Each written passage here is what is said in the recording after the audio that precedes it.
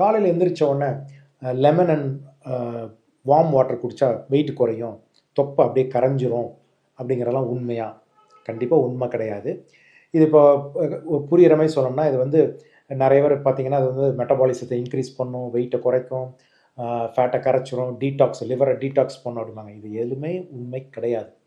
இப்போ காலையில் எழுந்திரிச்சா நிறைய பேர் பார்த்தீங்கன்னா, மோஷன் போகிறதுக்கு என்ன பண்ணுவாங்க, காலைல எழுந்திரிச்சோன்னே தண்ணி குடிப்பாங்க நிறையா, இல்லை வார்ம் வாட்டர் குடிப்பாங்க, டீ குடிப்பாங்க, சிகரெட் ஸ்மோக் பண்ணுவாங்க.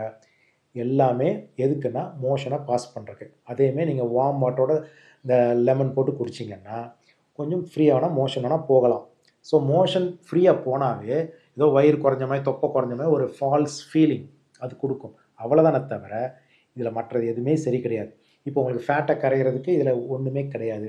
கலோரி தான் கம்மி பண்ணால் தான் குறையும். லிவரை டீடாக்ஸ் பண்ணுறதுக்கு இதில் ஒன்றுமே கிடையாது.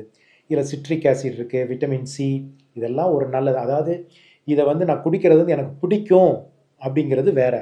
பட் இது ரொம்ப நல்லது, இதனால் வெயிட் குறையுன்னு குடிக்கிறது முட்டாள்தனம். நீங்கள் காலையில் குடிக்கிறது தப்பு கிடையாது. பட் ஆனால் இது குடித்தா எனக்கு உடனே வெயிட் வேகமாக குறைஞ்சிரும். இது அந்த க்ரீன் டீ கதை மாதிரி தான்.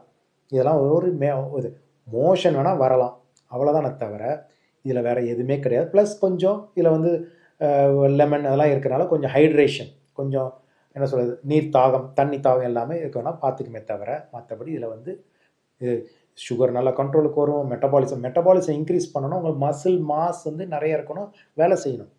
லிவர் டீடாக்ஸ் பண்ணால் லிவர் மட்டும்தான் அதை டீடாக்ஸ் பண்ண முடியும். சுகருக்கு இன்சுலின் தான் மெயின், இல்லை மசில் மெயின். இதில் எதுவுமே கிடையாது. ஸோ அதனால் லெமன் குடித்தா, வார்ம் வாட்டரோட குடித்தா நல்லதுங்கிறது வேறு, அது நமக்கு பிடிக்குங்கிறது வேறு.